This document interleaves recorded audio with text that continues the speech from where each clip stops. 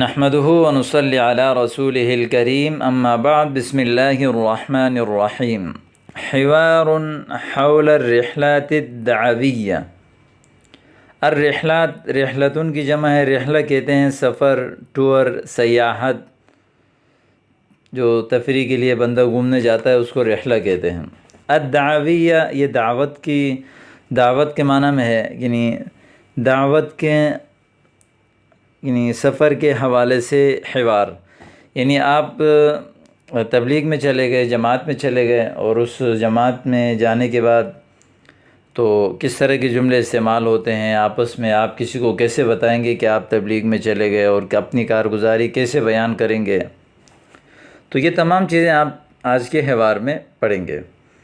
تو یہ الحمدللہ ہمارا یہ ایک نیا سبق ہے، اور اللہ کے حکم سے تقریباً 115واں یہ غالباً یہ سبق ہمارا چل رہا ہے۔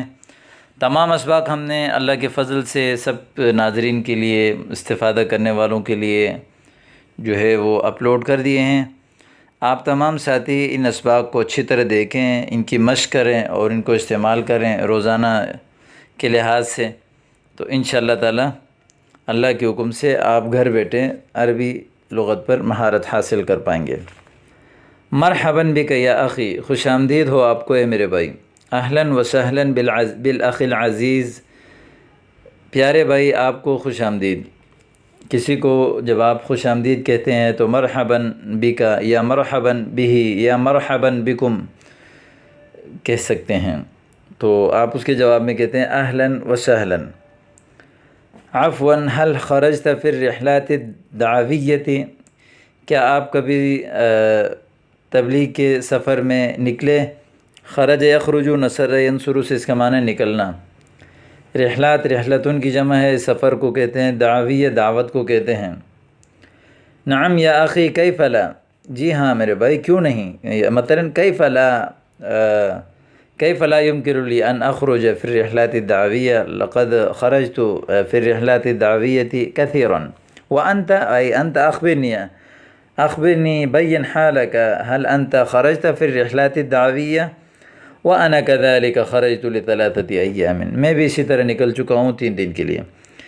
جب آپ کو کوئی شخص کوئی بات بتاتا ہے، مثلا جیسے یہاں پہ انہوں نے یہ بتایا کہ کیف لا، کیسے نہیں، وانا خرجت، تو وانت، پھر اس نے آپ سے بارے میں پوچھا کہ آپ کیا ہوا، آپ گئے ہیں، تو جب آپ بھی اس کو اسی طرح جواب دیتے ہیں کہ جی بالکل آپ کی طرح میں بھی گیا ہوں، تو اس طرح ان کی جملے کے بعد یہ جملہ استعمال کیا جاتا ہے وَأَنَا كَذَلِكَ، میں بھی اسی طرح خرجت لثلاثة ایام، 3 دن کے لیے گیا ہوں۔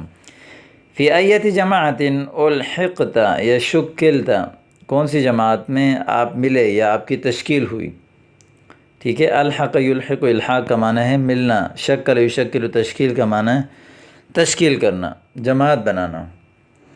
انضممت الی الجماعت السابعۃ، میں 7ویں جماعت کے ساتھ ملا، لأننی تأخرت عن التشکیل، اس لیے کہ میں تشکیل میں دیر کر دی میں نے، تأخرت میں لیٹ آیا، عن التشکیل تشکیل سے۔ من کان امیرکم، آپ کا امیر کون تھا؟ کان الامیر زین العابدین، امیر جو ہے وہ زین العابدین تھے۔ الی این ارسلتم یا الی این بعثتم یا الی این وفدتم، کس طرف آپ کی تشکیل ہوئی، آپ کس طرف بھیجے گئے۔ بعثتم، ارسلتم، وفدتم، وفد بنا کر بھیجنا، تو جماعت والے اپنا وفد بنا کر بھیجتے ہیں تو اس لیے وفدتم کہا۔ ارسلنا، بعثنا، وفدنا الی منطقۃ، مثلا ناظم آباد، وانتم، ہم ناظم آباد کی طرف بھیجے گئے، اور آپ نحن ارسلنا الی منطقۃ گلستان جوہر، ہم تو گلستان جوہر کی طرف بھیجے گئے۔ منطقہ کے آگے آپ اپنا علاقہ لگائیں جہاں آپ بھیجے گئے۔ فی ای مسجد نزلتم یا اقمتم، کون سی مسجد میں آپ ٹھہرے۔ نزل ینزل اس کا معنی ہے اترنا، اقام یقیم اقامہ اس کا معنی ہے قیام کرنا۔ نزلنا فی مسجد ابو بکر وانتم، ہم مسجد ابو بکر میں اترے ٹھہرے، وانتم اور آپ۔ اما نحن فقد نزلنا فی مسجد زکریا، اور ہم تو مسجد زکریا میں اترے۔ تو یہ آپ کے سامنے جو ہے وہ سفری تبلیغ کے سفر کے حوالے سے یہ پہلا جو ہے وہ حوار تھا، انتہائی آسان انداز میں اور خوبصورت الفاظ میں آپ کے سامنے یہ پہلا جو سبق ہے وہ پیش کر دیا گیا۔ امید کرتا ہوں کہ آپ کو یہ اچھی طرح سمجھ آ گیا۔